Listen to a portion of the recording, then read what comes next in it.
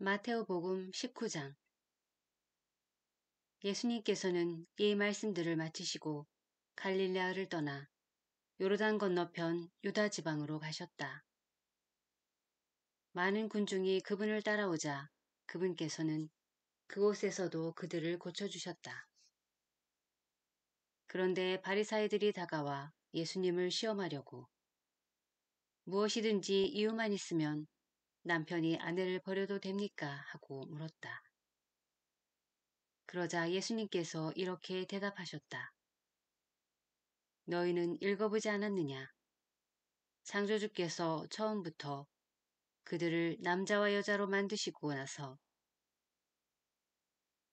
그러므로 남자는 아버지와 어머니를 떠나 아내와 결합하여 둘이 한 몸이 될 것이다 하고 이르셨다.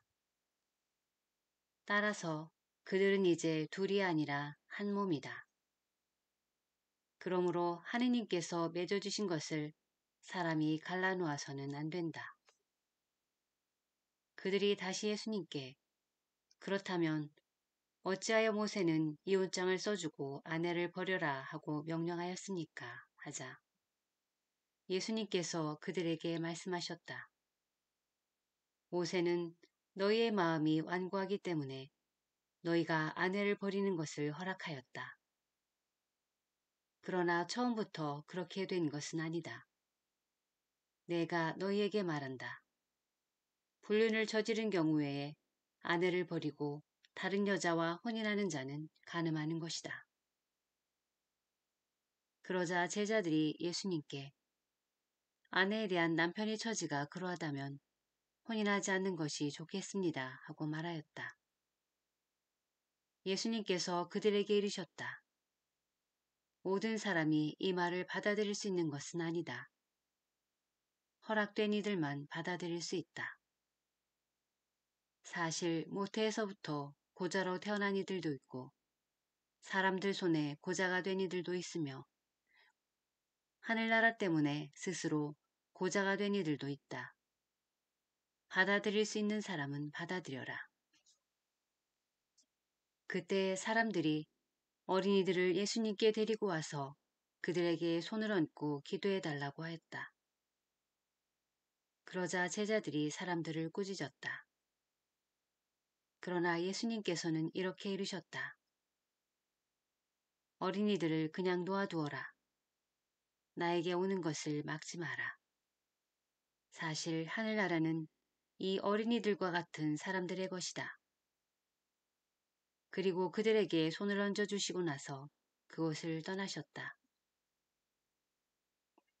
그런데 어떤 사람이 예수님께 다가와 스승님, 제가 영원한 생명을 얻으려면 무슨 선한 일을 해야 합니까? 하고 물었다. 그러자 예수님께서 말씀하셨다. 어찌하여 나에게 선한 일을 묻느냐? 선하신 분은 한 분뿐이시다. 내가 생명에 들어가려면 계명들을 지켜라. 그가 어떤 것들입니까? 하고 또 묻자 예수님께서 이르셨다. 살인해서는 안 된다. 간음해서는 안 된다. 도둑질해서는 안 된다. 거짓 증언을 해서는 안 된다. 아버지와 어머니를 공경하여라. 그리고 내 이웃을 너 자신처럼 사랑해야 한다는 것이다. 그 젊은이가 그런 것들은 제가 다 지켜왔습니다. 아직도 무엇이 부족합니까? 하고 다시 묻자 예수님께서 그에게 이르셨다. 내가 완전한 사람이 되려거든 가서 너의 재산을 팔아 가난한 이들에게 주어라. 그러면 내가 하늘에서 보물을 차지하게 될 것이다. 그리고 와서 나를 따라라. 그러나 그 젊은이는 이 말씀을 듣고 슬퍼하며 떠나갔다. 그가 많은 재물을 가지고 있었기 때문이다.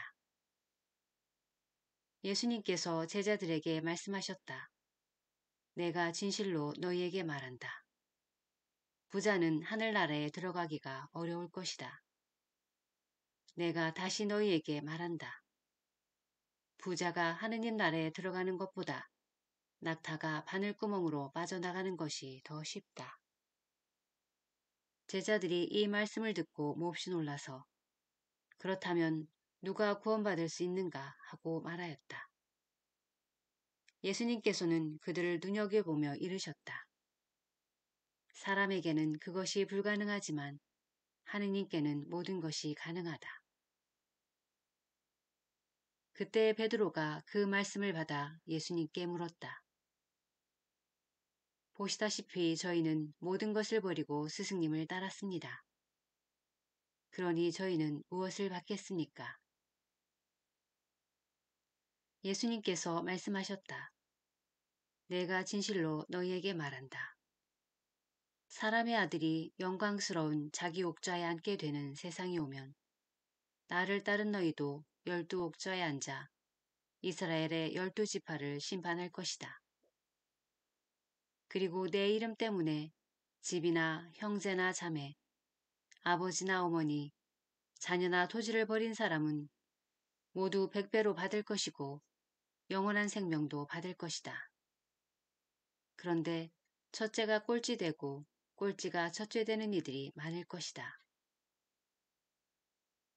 마테오복음 20장.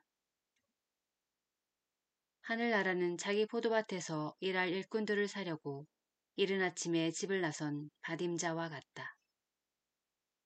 그는 일꾼들과 하루 한 데나리온으로 합의하고 그들을 자기 포도밭으로 보냈다. 그가 또 9시쯤에 나가보니 다른 이들이 하는 일 없이 장터에 서 있었다. 그래서 그들에게 당신들도 포도밭으로 가시오. 정당한 삭슬 주겠소 하고 말하자 그들이 갔다. 그는 다시 12시와 오후 3시쯤에도 나가서 그와 같이 하였다.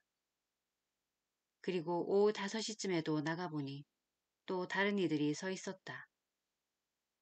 그래서 그들에게 당신은 왜 온종일 하는 일 없이 여기에 서 있소 하고 물으니 그들이 아무도 우리를 사지 않았기 때문입니다 하고 대답하였다. 그러자 그는 당신들도 포도밭으로 가시오 하고 말하였다. 저녁 때가 되자 포도밭 주인은 자기 관리인에게 말하였다. 일꾼들을 불러 맨 나중에 온 이들부터 시작하여 맨 먼저 온 이들에게까지 품삯을 내주시오. 그리하여 오후 5시쯤부터 일한 이들이 와서 한 데나리온씩 받았다. 그래서 맨 먼저 온 이들은 차례가 되자 자기들은 더 받으려니 생각하였는데 그들도 한 데나리온씩만 받았다. 그것을 받아들고 그들은 받임자에게 투덜거리면서 맨 나중에 온 저자들은 1시간만 일했는데도 뙤약볕 아래에서 온종일 고생한 우리와 똑같이 대우하시는군요 하고 말하였다.